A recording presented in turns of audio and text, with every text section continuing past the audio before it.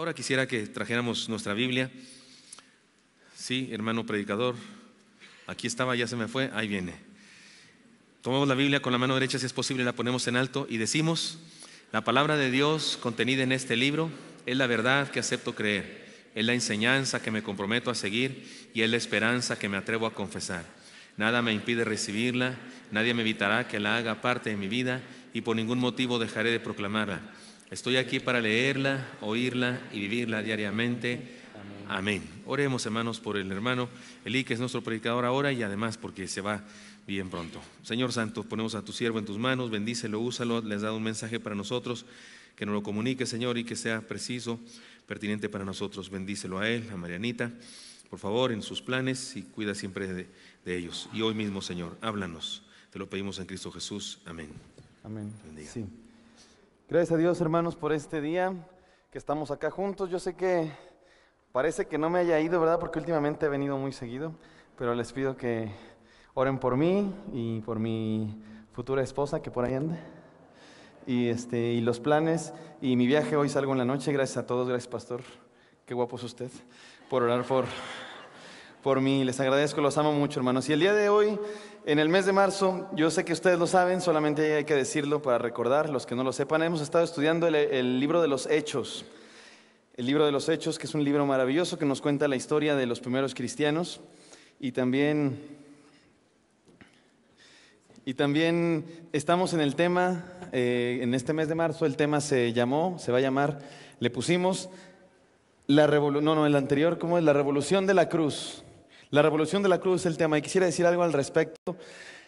La revolución de la cruz, le pusimos así porque estamos estudiando el libro de los Hechos, y el personaje principal del libro de los Hechos es el Espíritu Santo. Eso lo saben todos los que estudian el libro de los Hechos, pero también los apóstoles, el Espíritu Santo trabajando a través de los apóstoles, sobre todo en la primera parte de Hechos a través de Pedro, en la segunda parte a través de Pablo, pero sobre todo también el libro de los Hechos es la historia de la iglesia, la historia de los primeros cristianos y de cómo se expandió el evangelio de Jesucristo de un puñado de seguidores ahí en Jerusalén a todo el mundo conocido de esta parte del mundo mediterráneo, donde el Imperio Romano había conquistado toda la cuenca mediterránea, y de cómo se transformó. ¿Saben ustedes que de verdad esto es algo que pasó en la historia? No solamente algo que leemos en la Biblia, sino que algo que cuando estudiamos la historia pasó. El cristianismo revolucionó el mundo mediterráneo, una revolución social, intelectual, moral y sobre todo una revolución espiritual. Los cristianos eran gente súper diferente que revolucionaba a los demás, no con armas y espadas,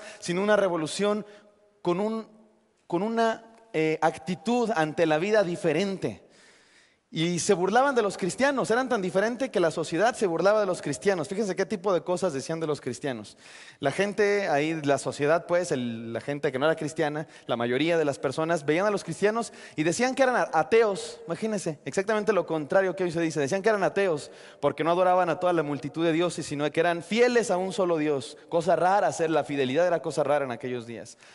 Se burlaban de los cristianos, decían que eran caníbales. Porque ustedes saben este asunto de la cena del Señor, esto es mi cuerpo, comed. Y entonces los demás entendían que era como una especie de canibalismo, no sabían que era un simbolismo de los primeros cristianos en memoria de Jesucristo. Decían que eran caníbales. Decían que los cristianos eran, y esto es bien interesante y hay que decirlo con mucha inteligencia y escucharlo también con inteligencia. En aquella época, fíjense, decían que los cristianos comían niños, que comían bebés. Les voy a explicar de dónde salió esto. En aquella época no existía el aborto así médico como existe el día de hoy, pero mucha gente también como el día de hoy se embarazaba y no quería tener niños. Y entonces algunos se embarazaban, tenían los niños y los dejaban ahí tirados en la calle, literalmente los tiraban como basura. Entonces los cristianos los recogían a muchos de estos niños, los cuidaban, los alimentaban, los criaban, los hacían crecer hasta que fueran autosuficientes. Y entonces la gente, cuando veía que los cristianos recogían a estos niños que la gente no quería y que los habían dejado tirados como si fueran basura, decían: ¿por qué los recogen? ¿Qué cosa tan rara? Seguro se los comen, porque acuérdate que son caníbales, obvio. No entendían, no entendían el amor de los cristianos. Los cristianos eran gente rara, gente diferente, gente que revolucionó el mundo. No con las armas, sino con amor. ¿Por qué eran diferentes? Porque en el mundo había injusticias, había odio, había falta de perdón, había intranquilidad. Y los cristianos eran gente con perdón, con paz, con amor, con con tranquilidad en sus vidas. Por eso, esta es la revolución de la cruz.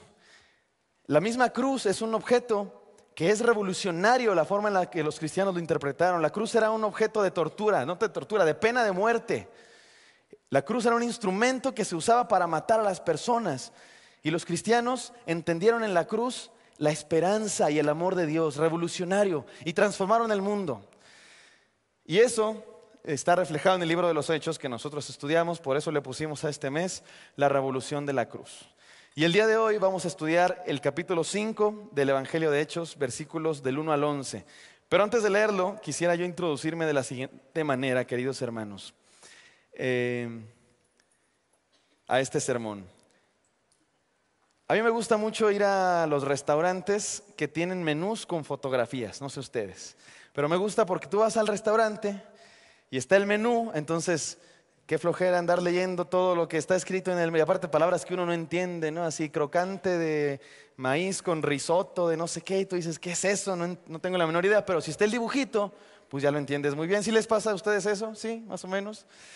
Lo que me da coraje es cuando tú ves el dibujito ahí en el menú del restaurante, no sé, una hamburguesa, acá el pan así brillante de la grasita y la mantequilla, y luego la carne de la hamburguesa así gruesa, y el queso derritiéndosele, y luego la lechuga así fresca y el jitomatito, y tú lo ves en la foto, se te antoja, se te abre el apetito y dices, quiero esta hamburguesa, tráigamela. Y ahora que te la traen, el pan todo seco y desabrido, la carne de la hamburguesa toda delgadita, la lechuga toda podrida, el jitomate así una cosa, y te decepciona. ¿Les ha pasado? Sí, yo sé que les ha pasado, a todos nos ha pasado.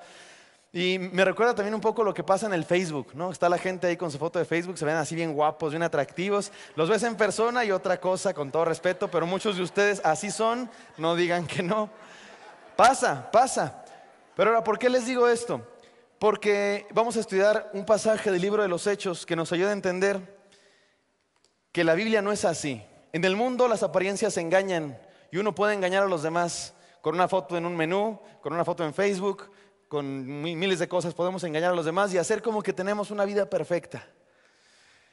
Pero en el libro de los Hechos no pasa ese mismo error, todo lo contrario. Hay mucha honestidad de cómo era la iglesia primitiva. Y nos narran, nos retratan los errores y los pecados de la iglesia primitiva, los errores y los pecados más fuertes y graves. No solamente nos da una imagen idealizada y perfecta, como de, sí, todos eran bien buenos, todos eran perfectos, todos eran santos, sino que también tiene la honestidad, el libro de los Hechos y la Biblia entera, para decirnos los errores de la gente.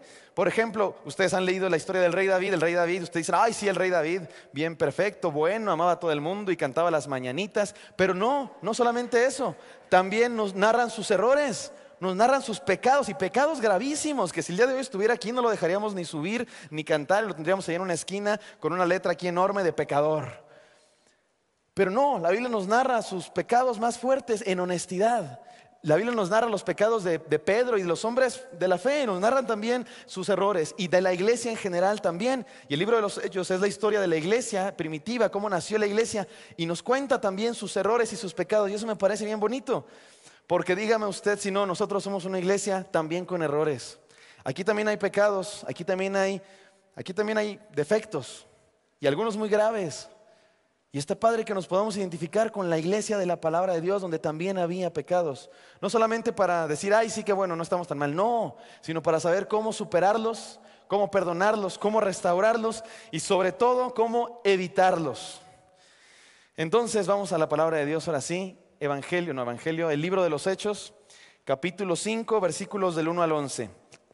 Está en la pantalla si ustedes quieren seguirlo con su vista, o en sus Biblias, como ustedes gusten, y yo le daré lectura. Y dice así la palabra de Dios, Hechos capítulo 5, versículos del 1 al 11. Pero cierto hombre llamado Ananías, con Zafira su mujer, vendió una heredad y sustrajo del precio, sabiéndolo también su mujer, y trayendo solo una parte, la puso a los pies de los apóstoles. Y dijo Pedro, Ananías, ¿por qué llenó Satanás tu corazón para que mintieses al Espíritu Santo y sustrajeses del precio de la heredad? Reteniéndola no se te quedaba a ti, y vendida no estaba en tu poder. ¿Por qué pusiste esto en tu corazón? No has mentido a los hombres, sino a Dios. Al oír Ananías estas palabras, cayó y expiró. Y vino un gran temor sobre todos los que lo oyeron. Y levantándose los jóvenes, lo envolvieron y sacándolo lo sepultaron. Pasando un lapso como de 3 horas, sucedió que entró su mujer, no sabiendo lo que había acontecido. Entonces Pedro le dijo, dime, ¿vendisteis en tanto la heredad? Y ella dijo, sí, en tanto. Y Pedro le dijo, ¿por qué convinisteis a tentar al Espíritu del Señor? He aquí a la puerta los pies de los que han sepultado a tu marido y te sacarán a ti. Al instante ella cayó a los pies de él y expiró. Y cuando entraron los jóvenes, la hallaron muerta y la sacaron y la sepultaron junto a su marido. Y vino gran temor sobre toda la iglesia y sobre todos los que oyeron estas cosas. Oremos, hermanos. Bendito Dios, te pedimos que nos hables, por favor, Señor. Sé tú el que dirija todo este momento, que tu palabra fluya acá, Señor, y que nuestros corazones sean desafiados, confortados y transformados por tu palabra. Usa, Señor, cualquier cosa y no dejes que nada te estorbe, Señor, sino que tu santo poder sea el que dirige este momento. Te lo pedimos en el nombre de Jesucristo, nuestro Señor. Amén. Amén, gloria a Dios. Es un pasaje fuerte este que leímos, hermanos. Para los que no pusieron atención, repasémoslo rápido. Unos hombres, un hombre y su mujer en un matrimonio, vendieron una propiedad y luego trajeron una parte de esas ganancias a los discípulos, a los apóstoles, pero dijeron que era todo. Y entonces el apóstol Pedro, dirigido por el Espíritu Santo, le dice al varón, al esposo de este matrimonio, ¿en tanto vendieron la propiedad? Sí, en tanto, no era cierto. Y en ese momento murió aquel varón, murió. Y luego la esposa, que no sabía, al rato llega y le preguntan lo mismo, ¿en tanto vendieron la propiedad? Sí, en tanto. Y murió también. Y uno dice, cuando uno lee este pasaje es como de, ¿cómo crees? Y surgen muchas preguntas. Hay quienes preguntan, ¿serán salvos? Estos hombres estaban en la iglesia y luego, pero cometieron un error. Otros se preguntan, ¿cómo fue que murió? ¿Fue un paro cardíaco, un rayo del cielo, un paro respiratorio? Algunos dicen que no fue tanto un milagro, sino más como una cuestión una cuestión psicológica, física, de que tanto respeto le tenían a los apóstoles y tanto miedo sintieron al verse descubiertos de su pecado que les dio algún tipo de paro en el cerebro y se murieron. ¿Quién sabe? La verdad es que no sabemos. El pastor el pastor tiene la teoría de que estos hombres, y yo me parece que es muy correcta si es que hagamos de caso, que es una cuestión de elección de parte de Dios. Dios quería enseñar lo grave que es no mentir a los hombres, sino mentirle, tratar de engañar a Dios. Y Dios tenía que dar un ejemplo para la iglesia de aquel momento y también para nosotros. Lo sorprendente no es que ellos hayan muerto, lo sorprendente es que nosotros estemos vivos y no se mueran aquí muchos, porque hay pecado también entre nosotros, como el de Ananías y Zafira. Pero es una lección, un ejemplo que quedó ahí y que nos sirve a nosotros para aprender el día de hoy 5 cosas que vamos a estudiar a partir de la historia de Ananías y Zafira. Estos hombres que murieron, terminaron trágicamente. Por eso el sermón de hoy se llama Lo que la superficialidad se llevó, como la película que ustedes vieron cuando eran jóvenes y yo todavía ni nacía, o cómo evitar una tragedia. Dígame usted si no, la historia de Ananías y Zafira es una tragedia. Estaban en la iglesia, eran un matrimonio bonito, supongo yo, eran unidos, hasta se unieron para hacer el mal. Estaban ahí en la iglesia, yo me imagino que eran de los que servían las mesas, que eran de los que venían todos los días a las reuniones, a lo mejor hasta tocaban un instrumento y cantaban, yo qué sé, y terminó en tragedia, terminaron muertos. Entonces, hermanos, les invito yo a que estudiemos esta palabra de Dios y nos preguntemos, ¿qué quiere decirnos el Señor a nosotros hoy con esta palabra? Tal vez no se respondan todas nuestras preguntas sobre este suceso un poco extraño, ¿verdad? Unos seres humanos que se mueren ahí por una cosa que hicieron, pero sí lo que la palabra de Dios quiso decirnos. El que la escribió, seguramente Lucas, el que escribió esta porción de la escritura tenía un propósito a la hora de escribirla. No era responder nuestras preguntas teológicas sobre por qué y etcétera, etcétera. Era advertir a la iglesia del peligro de engañar a Dios. Advertir a la iglesia del peligro de vivir una doble vida o triple vida o algunos hasta cuádruple vida. El peligro de no ser honesto, el peligro de no ser un verdadero discípulo del Señor. Entonces vamos a decir 5 advertencias que nos dice esta escritura. ¿Están listos, hermanos, para que vayamos a ellas? ¿Sí? Muy bien, dice así. Número 1, cuidado con la hipocresía. Cuidado con la hipocresía. Si ustedes leen un poquito arriba la historia de estos personajes, nos vamos a encontrar, lo estudiamos la semana pasada, se narra de cómo era la iglesia, que todos se compartían sus cosas, bien bonito, y dice que hubo un hombre, como muchos otros hicieron, pero menciona el nombre de uno que se llamó Bernabé, que dice que vendió su propiedad y que trajo lo que había ganado a los pies de los discípulos. Y luego inmediatamente en el siguiente capítulo, capítulo 5, encontramos la historia de Ananías y Zafira, que hicieron más o menos lo mismo. De hecho, las palabras que se usan son las mismas. Vendieron una propiedad y trajeron a los pies de los discípulos. La única diferencia entre Ananías y Zafira y Bernabé es la motivación que tenía Ananías y Zafira. Habían visto que a Bernabé, todo el mundo, ¡oh, qué padre! Trajo mucho dinero y fue un hombre muy bueno e hizo una cosa buena por las ofrendas que se traían. Buena parte de esas ofrendas eran por los pobres. Entonces, ¡oh, qué padre! Dieron ofrenda a los necesitados, qué hombre tan bueno. Y entonces Ananías y Zafira dijeron, nosotros también queremos ayudar, pero es la motivación incorrecta. También queremos que nos vean y nos digan, ¡ay, qué buenos somos! Queremos hacer algo bueno para que los demás digan, ¡ay, qué piadosos, qué santos! ¿Y saben qué, hermanos? Cuidado con esa misma actitud. A veces la tenemos. Esa actitud de la hipocresía es súper común en el mundo, entre los seres humanos y en las iglesias también. Cuando yo estaba en la secundaria, tenía un maestro de oratoria que se llama, se llama supongo, sí se llama porque lo tengo en Facebook, imagínense, tengo a mi maestro de secundaria en Facebook, qué cosa, para que vean qué tan ñoño era yo. Waldo se llama este maestro y nos daba clases de oratoria.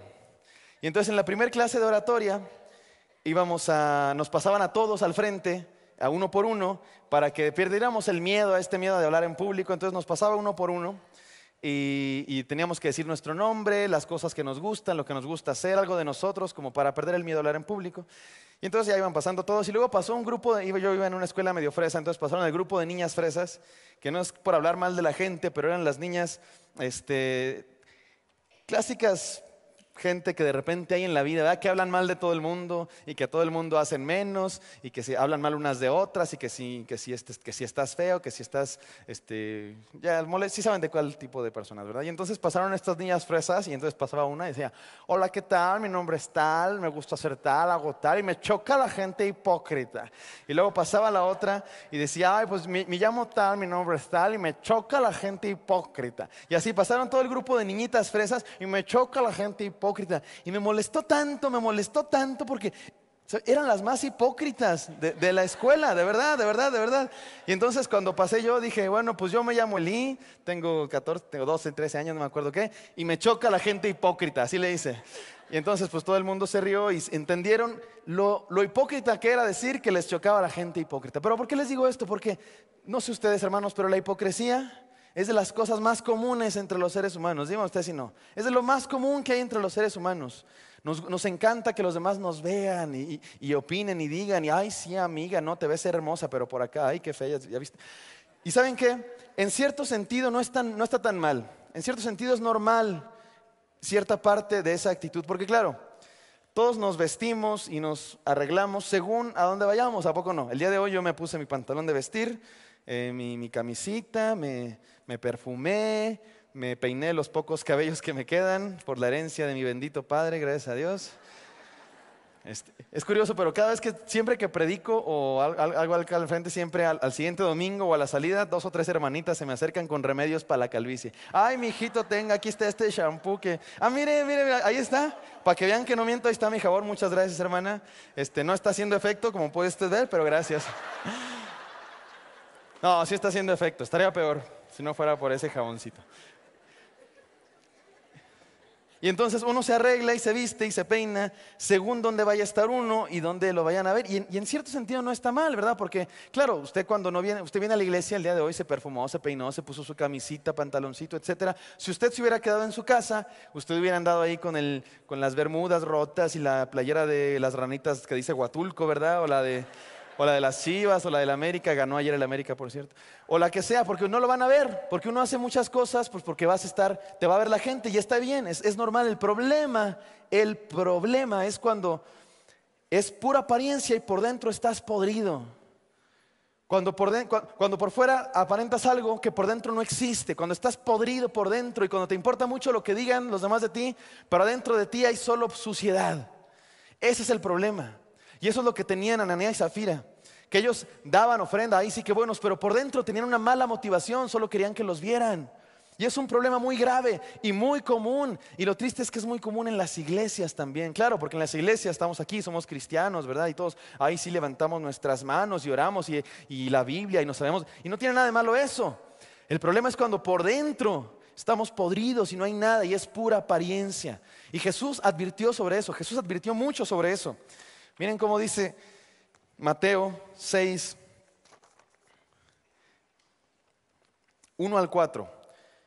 Vamos a leer en todo este pasaje, en todo este mensaje, varios pasajes del Sermón del Monte. A mí me encanta el Sermón del Monte. Es el compendio de enseñanzas de Jesús más importante que tenemos, el Sermón del Monte. Y me encanta porque no son solo reglas, así como leyes, como piensan muchos de lo que se trata la religión. La religión cristiana, la enseñanza de Jesús no es una lista de mandatos y prohibiciones y leyes. Es una lista sobre todo de principios, pero sobre todo de prácticas que transforman.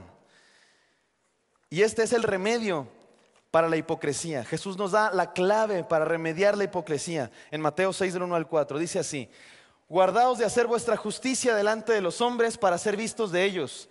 De otra manera no tendréis recompensa de vuestro Padre que está en los cielos. Cuando pues des limosna, no hagas tocar trompeta delante de ti, como hacen los hipócritas en las sinagogas y en las calles, para ser alabados por los hombres. ¿Podemos seguir? Gracias. Sí, de cierto os digo que ya tienen su recompensa, mas cuando tú des limosna, no sepa tu izquierda lo que hace tu derecha, para que sea tu limosna en secreto. Jesús nos da la clave para el remedio contra la hipocresía. Jesús dice, no hagan sus obras para que todos los vean y estás ahí en la esquina orando, oh sí Señor, no hagas eso. Sé honesto, sé sincero. Y cuando des limosna, que no sepa tu derecha lo que hace tu izquierda, ni tu izquierda lo que hace tu derecha. Me encanta eso. Y ¿saben qué? Es una frase famosísima, todo el mundo se la sabe, incluso fuera de la iglesia, todo el mundo se la sabe, ¿no? Esa frase de que no sepa tu izquierda lo que hace tu derecha, la dicen los políticos, la dicen los filósofos, poetas, etcétera. Es una frase famosísima. Lo raro es que es tan famosa que nadie la pone en práctica. Hermanos, yo quisiera que esta iglesia fuera una iglesia libre de hipocresía. Libre de hipocresía, de verdad, cómo me encantaría. ¿Y saben cuál es una clave para liberarnos de la hipocresía? Lo dijo Jesús: haz algo, hagamos algo. Yo quisiera que todos nos propusiéramos eso. Haz algo por alguien, algo grande, algo grande, algo importante por alguien, sin que nadie sepa, sin que nadie se entere.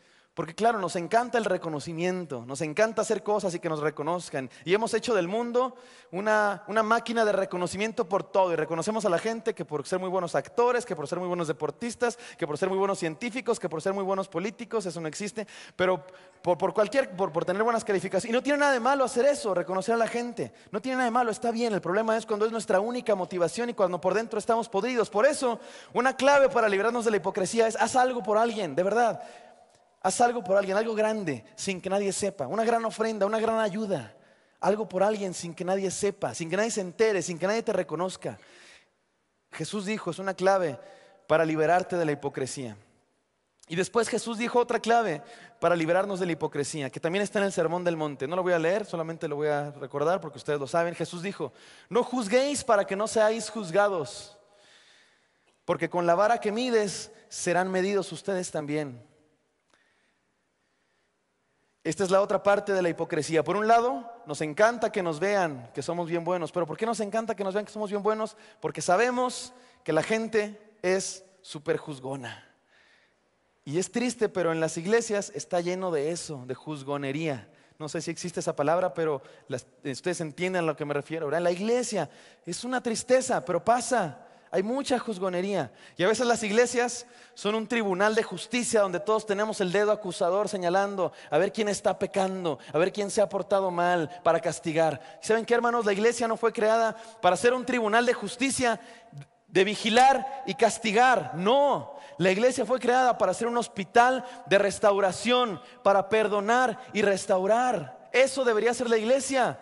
Un lugar donde venga la gente pecadora y diga, yo estoy arrepentido. Y si estás arrepentido de verdad, la iglesia debería ser el lugar donde digamos, eres perdonado y restaurado en la comunidad. Pero a veces la iglesia es el lugar donde no pasa eso, no nos sentimos cómodos de confesar, porque hay muchos dedos señalando, apuntando a nuestro pecado. Y entonces por eso hay hipocresía, de que queremos vernos bien limpios, porque sabemos que no haya eso, hermanos, que no haya juzgacionamiento, que no haya juicio en las iglesias. En vez de estar con el dedo señalándonos unos a otros, estemos con los brazos abiertos para recibir al que está arrepentido porque ha pecado. ¿Cómo me encantaría que pudiéramos ser así? Que en la iglesia pudiéramos llegar y decir: ¿saben qué? La regué, soy un pecador, me equivoqué muy mal, pero estoy arrepentido, perdónenme, restáurenme. Pero a veces no nos sentimos con esa confianza porque hay demasiados dedos apuntando. ¿Cómo quisiera que en vez de dedos tuviéramos brazos abiertos para perdonarnos unos a otros nuestros pecados? Porque todos somos pecadores. ¿Y saben qué? Nadie espera que seas perfecto, nadie espera que seamos perfectos, ni Dios. Dios no espera que seas perfecto, Dios sabe que eres pecador. Nadie espera que seas perfecto, pero ¿sabes qué sí se espera de nosotros? ¿Sabes qué se espera de ti? Que seas honesto para reconocer: soy pecador, la regué, quiero restaurar, quiero que me perdonen, quiero que Dios me perdone. Eso debería ser la iglesia, y esa es la clave contra la hipocresía. La sinceridad de dar sin esperar nada a cambio, y la sinceridad de confesarnos unos a otros sin juzgarnos unos a otros. Eso debería ser la iglesia. Entonces, el desafío es este: evaluemos nuestras motivaciones. ¿Por qué hacemos las cosas? Todo lo que hacemos, ¿para que nos vean o con honestidad? Evaluemos nuestras motivaciones, demos con sinceridad sin esperar ser reconocidos. Entonces, número 1, cuidado con la hipocresía. Váyanselos aprendiendo porque hay examen al final. Número 2, cuidado con la mentira. Cuidado con la mentira. Nos sorprendemos de que Ananías haya caído muerto y después su esposa Zafira también. Pero el apóstol Pedro explica un poco por qué. Le dice: no le has mentido a los hombres, le mentiste a Dios. Era una cosa gravísima. Requería una acción gravísima de lección, no solamente para ellos, sino para toda la iglesia de siempre, de toda la historia cristiana. Murieron. Era muy grave lo que hicieron. Trataron de engañar a Dios. Trataron de engañar a Dios. Yo no sé ustedes, hermanos, pero me parece que la mentira y el engaño es de las cosas más feas del mundo, ¿verdad que sí? La mentira y el engaño es de las cosas más feas. No me digan ni levantando la mano, ni con su cara, pero estoy seguro que a todos los que estamos aquí alguna vez nos han mentido y engañado y lastimado, ¿verdad que sí? No me digan.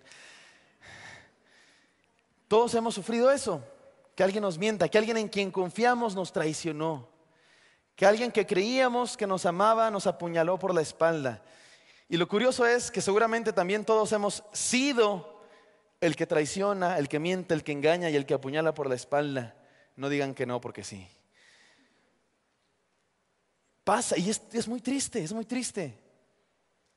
Todos podremos decir, como dice la canción, ¿verdad? Él me mintió, me dijo que me amaba y no era verdad. Y es que las canciones están llenas de ese tipo de... Porque es algo que nos afecta mucho a los seres humanos, nos lastima, nos hiere, nos parece algo terrible el engaño y la mentira. No solamente hablo de pareja, de novios, sino amigos o gente que tú pensabas que era tu amigo y descubres que no es leal. Descubres algo, ves algo, te cuentan algo y descubres y te lastima. Y es terrible la mentira y el engaño. Ahora, eso es feísimo entre seres humanos. Ahora imagínense hacerle eso a Dios. Porque ¿saben qué, hermanos? Dios cree en nosotros. Dios confía en nosotros. Dios nos toma como sus amigos cuando nos entregamos a Él y entabla una relación con nosotros de fidelidad y de compromiso. Y muy a menudo le mentimos, lo engañamos, le somos infieles nosotros a Él. Y si hacer eso entre seres humanos es terrible y es feísimo, imagínense hacerlo a Dios. Eso es lo que hicieron Ananías y Zafira. Trataron de engañar a Dios. Y usted dice, bueno, sí, pero ¿cómo es eso de que engañamos a Dios? Lo hacemos muy a menudo, nos pasa. Se parece a lo que hacemos los cristianos cuando estamos acá en la iglesia y estamos cantando y prometemos cosas a Dios, pero salimos de aquí o incluso aquí mismo y por dentro tenemos una doble vida, una doble moral, ¿no? De que estamos acá levantando las manos y diciendo...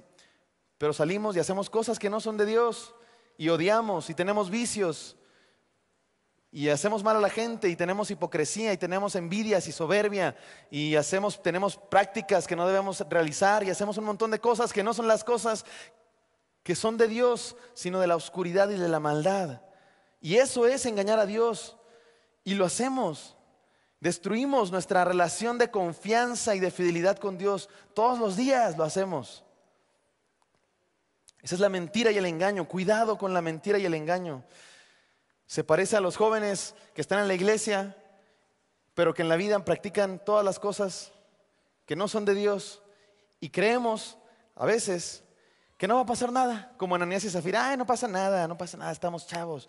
Pero no, siempre pasa algo. Miren cuál es el remedio contra la mentira.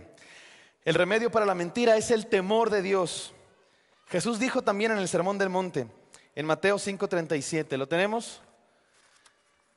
Pero sea vuestro hablar sí, sí, no, no, porque más de esto de mal procede. Si se puede poner en la pantalla, estaría increíble para que me crean que así dice.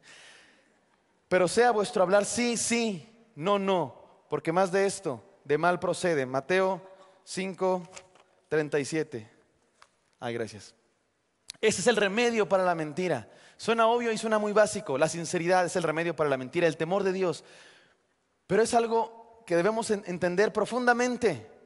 Si Dios está con nosotros todo el tiempo, si Dios cree en nosotros, Dios confía en nosotros, Dios confía en nosotros. Cuando tú le dices a Dios, Señor, te amo, y cuando tú le cantas aquí cuán grande es Dios, y cuando tú haces promesas a Dios, Dios te cree, te mira a los ojos y te dice, te creo, confío en ti.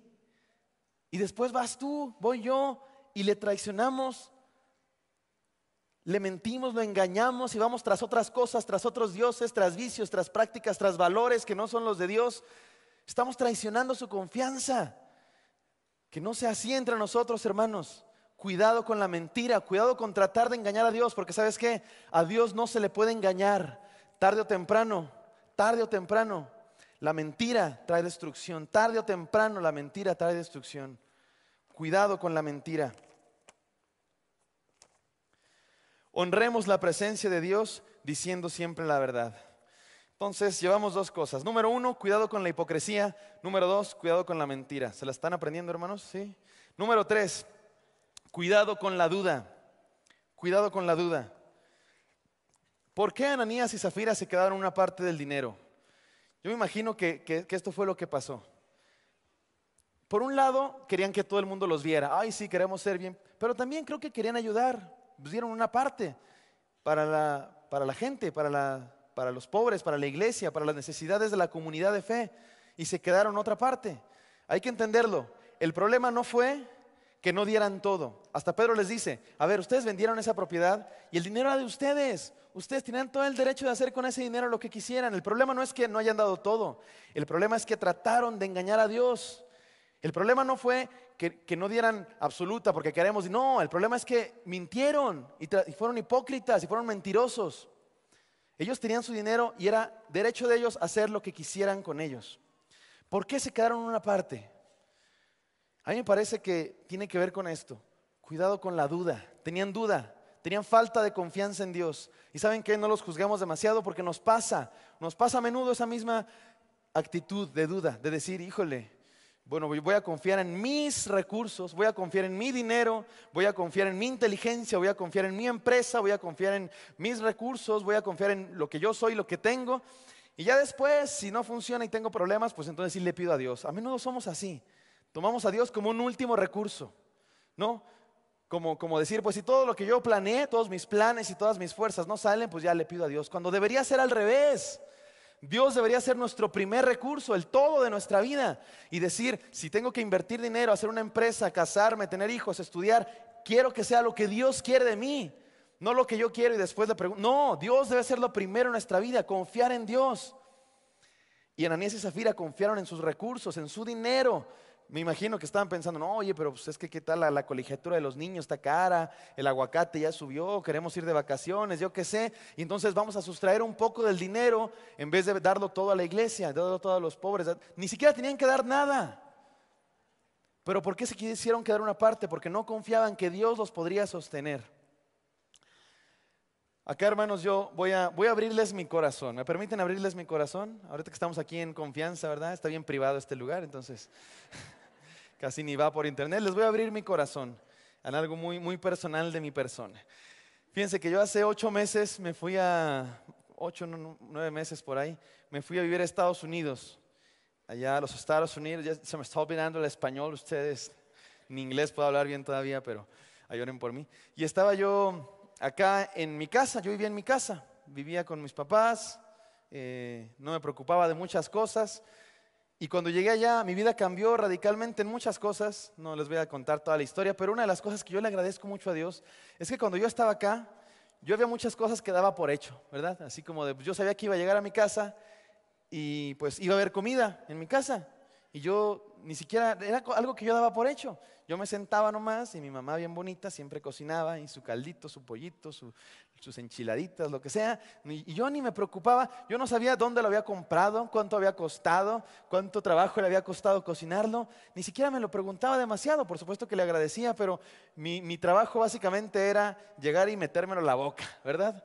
Y yo había muchas cosas de mi casa que ni me preocupaba. Yo no me preocupaba que si la luz, el gas, el predial, la tenencia, esas cosas. Yo no tenía ni idea de qué significaba eso. A mí me decían predial y me imaginaba un pañal de niños, ¿verdad? Hasta ya después supe lo que significaba era el pago ese, que ustedes sí saben, pero yo todavía no tanto.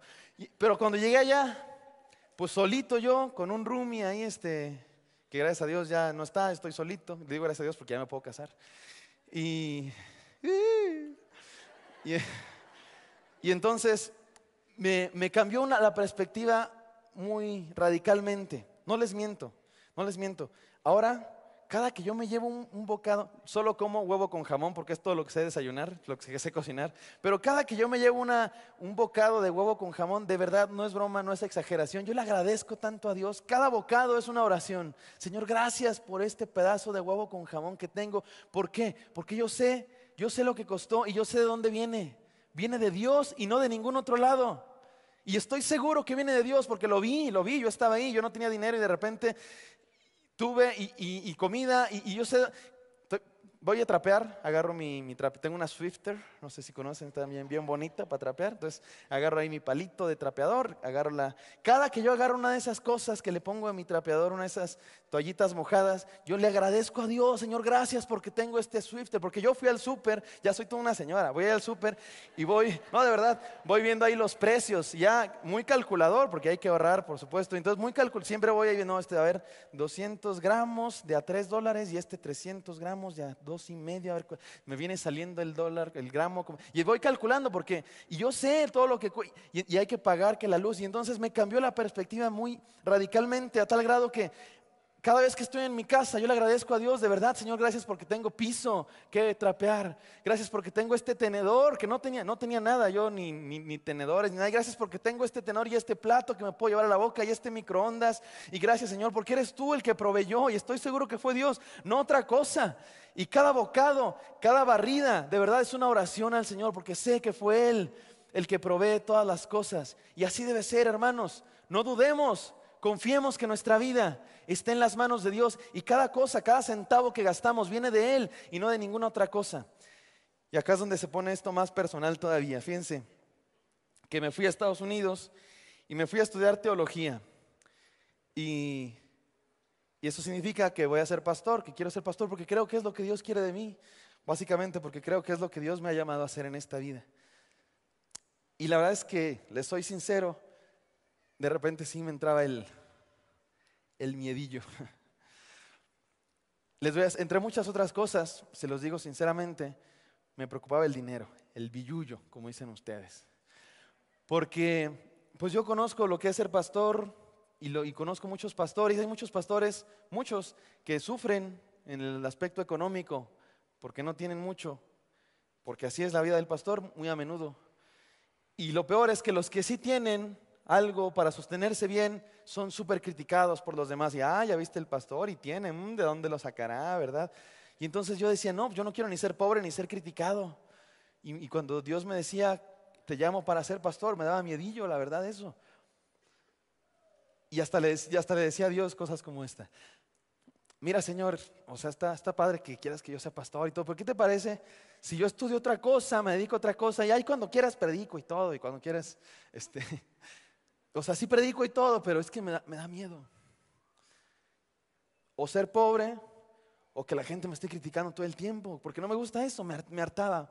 Un momento me harté, porque nunca falta la gente que sobra, ¿verdad? Nunca. Nunca falta esta gente y ¿saben qué? Me da coraje porque no solamente habla hay veces que te lo dicen de frente para lastimarte. Ay, sí, tú, porque a los pastores o a la familia pastoral, sí, porque tú vives de nuestros impuestos, tú vives de nuestras ofrendas, te mantenemos. Y me molesta mucho, me molestaba mucho eso, yo no quería. Y me molestaba mucho porque, y digo, qué falta de sensatez. O sea, eso le dicen uno a todo el mundo. ¿A poco tú vas cuando vas al doctor? Llegas con el doctor, ay sí doctor, ¿cómo está? Yo que lo mantengo con mis consultas, qué bueno que usted me está. ¿O a poco vas a la cafetería de alguien o al restaurante de alguien? Ay sí, le dices al dueño del restaurante, ay sí, qué bueno que me está atendiendo porque yo lo mantengo cada vez que vengo a comer aquí. Es una falta de respeto terrible, ¿no es cierto? Pero los pastores, hay gente que no les importa, no se tientan el corazón para decirles esas cosas y lastiman a mi familia y me lastimaban mi corazón, diciendo, yo no quería vivir eso. Y yo decía, yo no quiero eso. No quiero ni ser pobre ni que me estén señalando todo el tiempo. Y entonces tenía como no quería irme a estudiar o ser pastor o esas cosas. Y ahora que estoy allá y el Señor me ha transformado tanto y me ha enseñado tantas cosas, en bien poquito tiempo, Dios me ha enseñado tanto, hermanos, no tienen idea. Entiendo que no se trata ni de lo que yo tengo, ni mis bienes, ni mis cualidades, ni mis talentos, ni otros, ni mi dinero, ni nada. La vida depende de Dios. Y nada más. Y lo sé, lo he visto. No estoy hablando de algo que aprendí religiosamente. Estoy hablando de algo que he experimentado. Que Dios sostiene a la gente. Que Dios es el que se encarga de que vivamos y de que tengamos que comer día con día y de que tengamos cosas con las que vivir, un techo, algo que vestir. Es Dios el que se encarga de eso, es Dios, no otra cosa.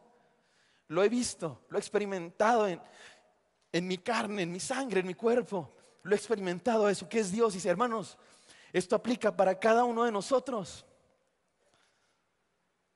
No dependemos de nada. No de nuestros recursos, no de nuestra inteligencia, no de nuestra carrera, no de nuestro negocio. ¿Saben de quién dependemos? De Dios. Y es cierto, estamos en sus manos.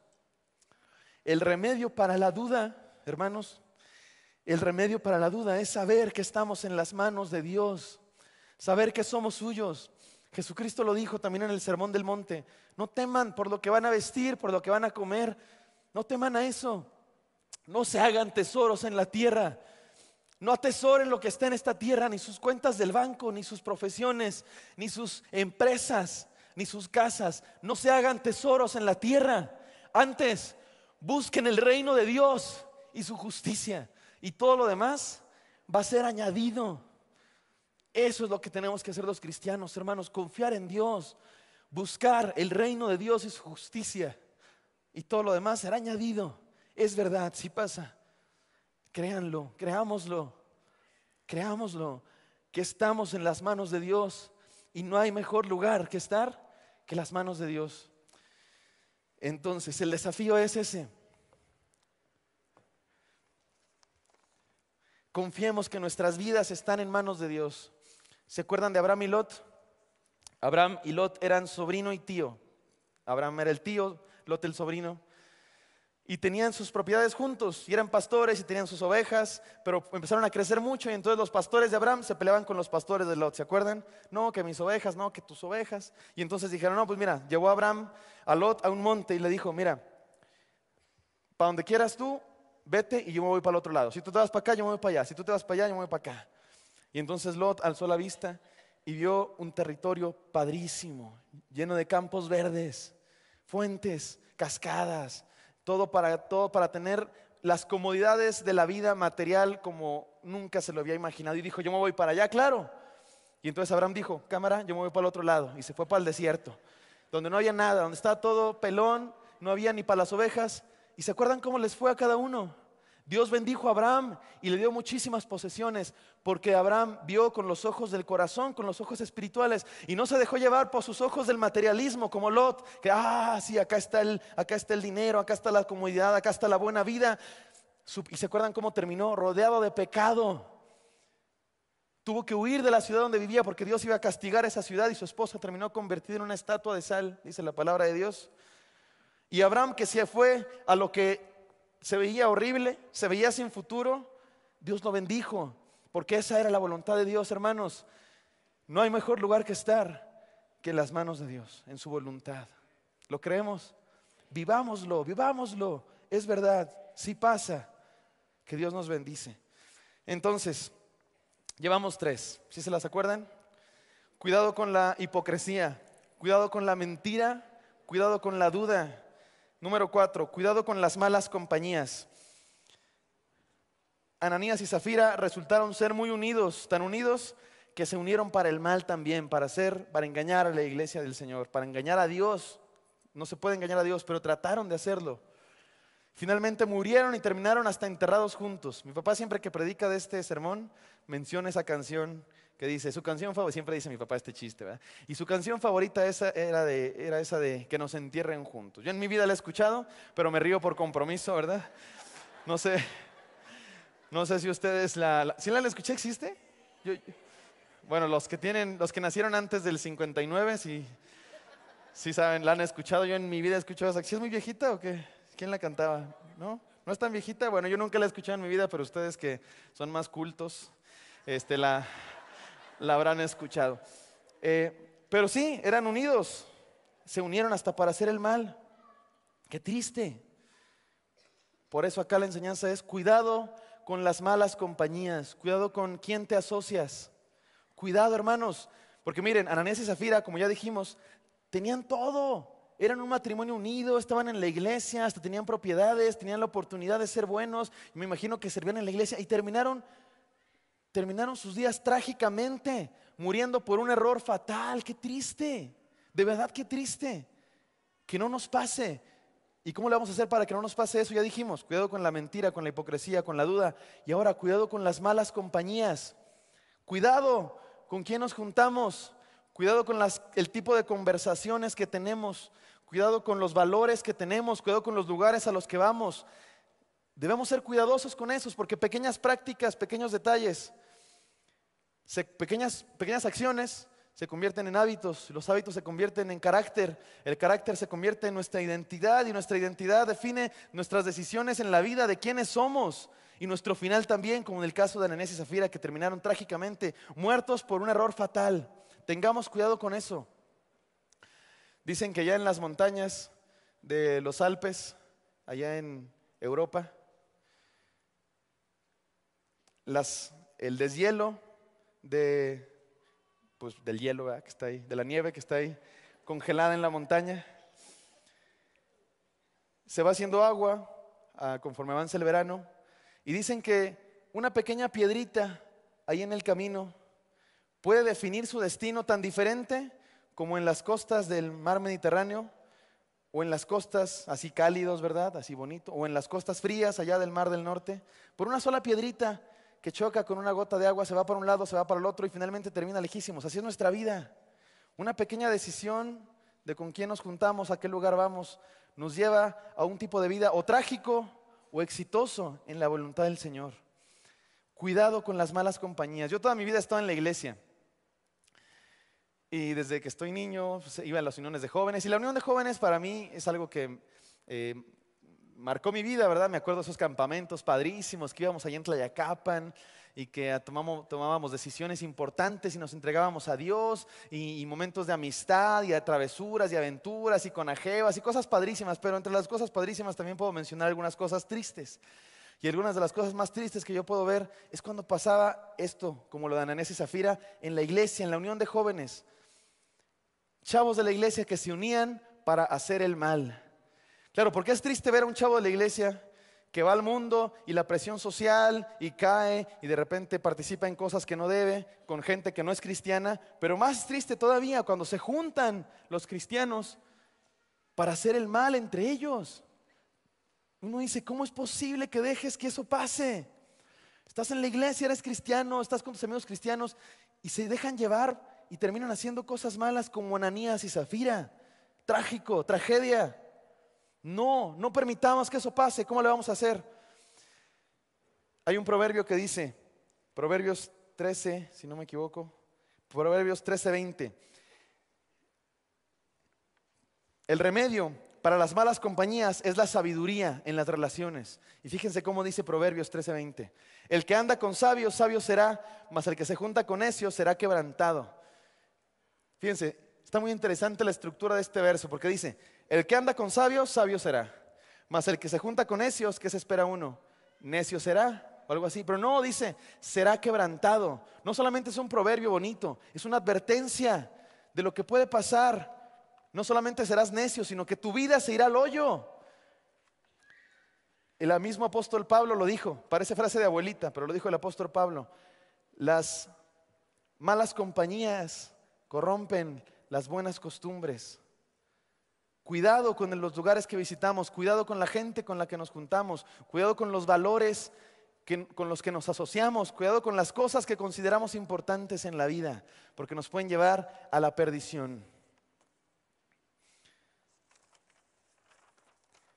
Seamos sabios para decidir con quién y para qué nos asociamos. Entonces, hermanos, llevamos 4 enseñanzas, ¿se las acuerdan ustedes?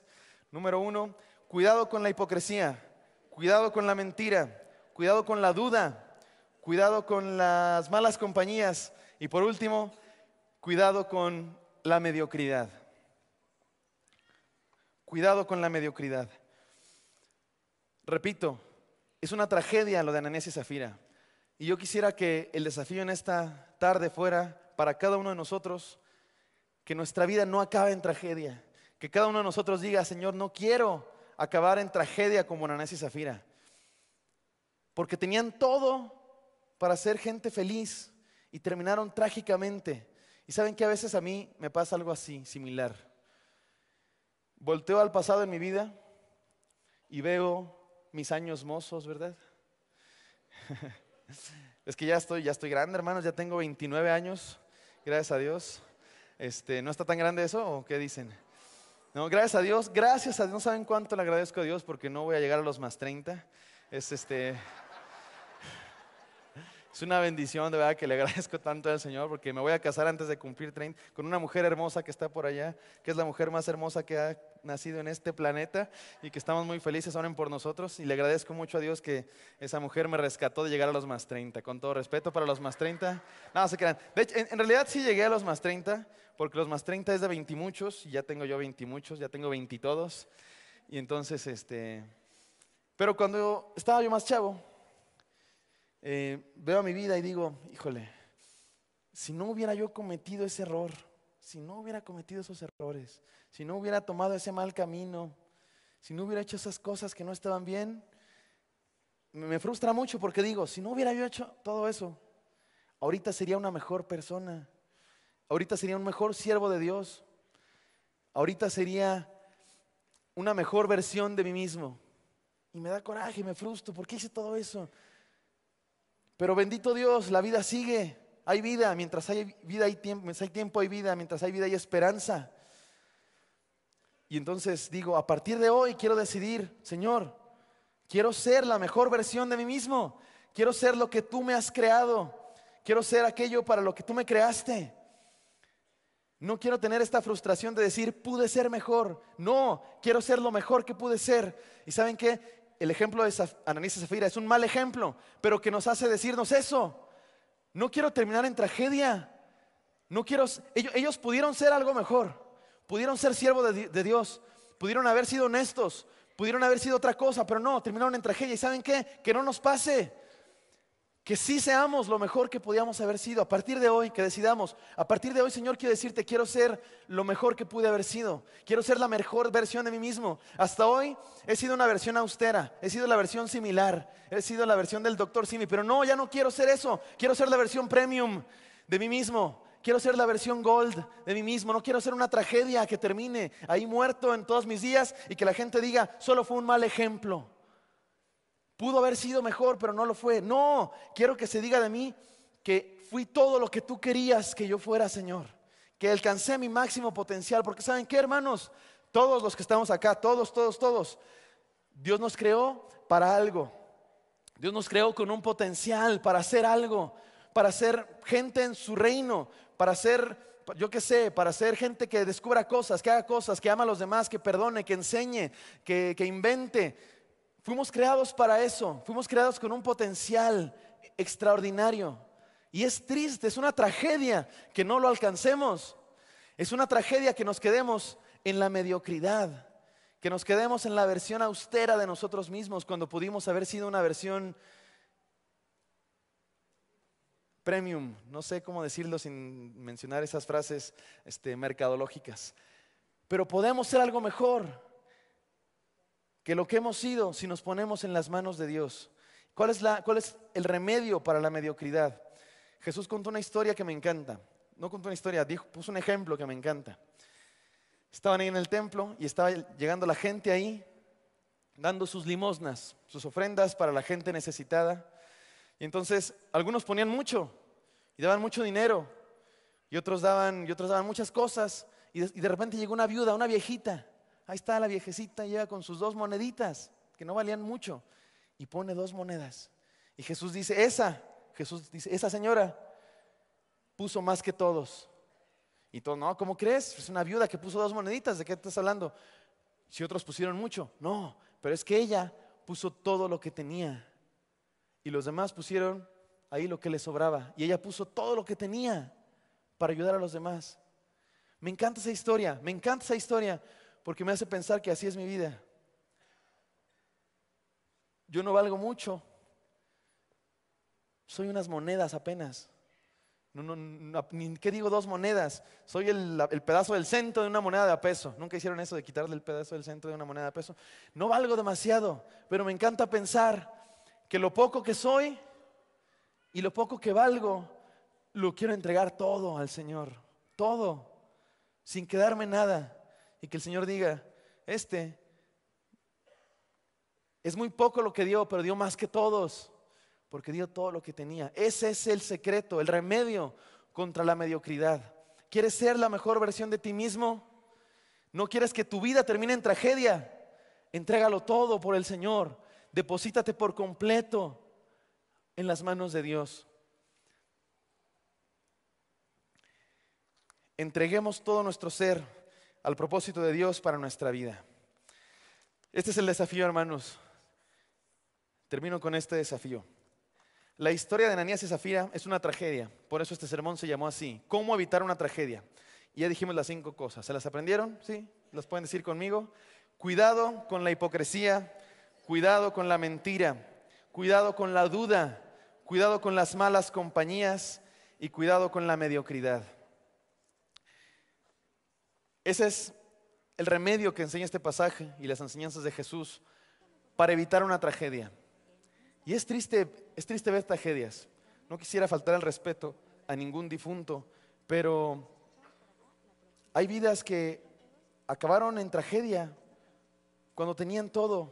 Pienso en gente pública, por ejemplo, Elvis Presley, Michael Jackson, Amy Winehouse, Whitney Houston, Robin Williams y muchos otros que podría no tener manos para contarlos a todos, que eran gente famosa, con mucho dinero, con muchos seguidores, con mucho talento, algunos de ellos. Y algunos de ellos habían recibido la palabra de Dios, alguien les había predicado, algunos de ellos hasta crecieron en la iglesia. Y despreciaron la palabra de Dios y despreciaron el amor de Dios y se fueron y terminaron sus días trágicamente. Terminaron sus días sin ganas de vivir. Algunos se suicidaron en las drogas, en la depresión total. Y uno dice, ¿por qué? Si tenían todo, tenían fama, tenían dinero, tenían talento, tenían físico. ¿Por qué? ¿Por qué no veían sentido a la vida? ¿Por qué tenían que refugiarse en drogas? ¿Por qué tenían que no querer vivir al grado de suicidarse? ¿Qué faltaba? ¿Qué es lo que provocó estas tragedias? ¿Saben cuál es lo que provocó estas tragedias, hermanos? Que lo único que puede hacer de ti, una vida plena, una vida con propósito, una vida que no sea tragedia, no es otra cosa, no es el dinero, no es la fama, no es el poder, no es el físico, es Dios. Es el propósito de Dios para tu vida. Es lo único que puede evitar una tragedia. Por eso, hermano, que tu vida no acabe en tragedia. Ten cuidado con la hipocresía, sé sincero. Ten cuidado con la mentira, sé honesto. Ten cuidado con la duda, confía en Dios. Ten cuidado con las malas compañías, sé sabio. Y ten cuidado con la mediocridad. Entrégalo todo al Señor. Vamos a orar.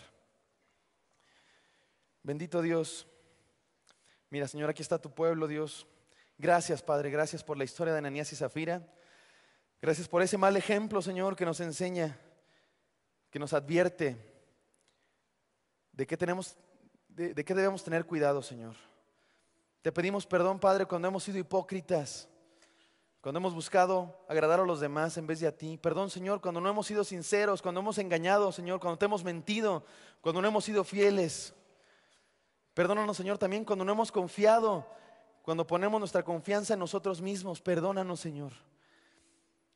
Perdónanos, Señor, cuando hemos valorado otras cosas, cuando nos hemos ido tras otros ídolos, tras otros dioses que no existen, Señor, pero ahí vamos nosotros detrás de las malas compañías. Perdónanos, Señor. Perdónanos cuando hemos sido mediocres y no lo hemos entregado todo. Pero a partir de hoy, Señor, queremos decirte que queremos recomponer el camino. Queremos desandar el camino andado hasta hoy. Queremos volverte a poner a ti, Dios, en el lugar que te corresponde, el primer lugar. Te amamos, Señor. Queremos cumplir el propósito que tú tienes para nuestra vida y ser la mejor versión de nosotros mismos y que nuestra vida no acabe en tragedia. Si es así, hermanos, si ustedes quieren orar esta oración, ahí en su lugar, con los ojos cerrados y en actitud de oración, yo le invito a que levante su mano. ¿Alguien quiere decirle eso al Señor? Señor, no quiero que mi vida acabe en tragedia. Quiero vivir para ti. Si alguien quiere decirle eso al Señor, levante su mano. Dios les bendiga a los que están levantando su mano. Dios les bendiga. Dios les bendiga. Pueden levantar su mano. Si hay alguien más que quiera decirle esto al Señor, yo quiero, Señor, estar en tus manos y confiar en ti y ser lo que tú quieres de mí. Levanta tu mano ahí en tu lugar. ¿Alguien quiere decirle eso al Señor? Dios les bendiga. Gloria a Dios por sus vidas. Pueden bajar su mano. Mira, Señor, aquí está tu pueblo. Permite, Señor, que estas decisiones sean reales. Señor, y te pedimos tu compañía, tu ayuda, Señor, para ser fieles a tu nombre, para ser fieles a ti. Te amamos, Señor, con todo nuestro corazón. En el nombre de Jesús, amén.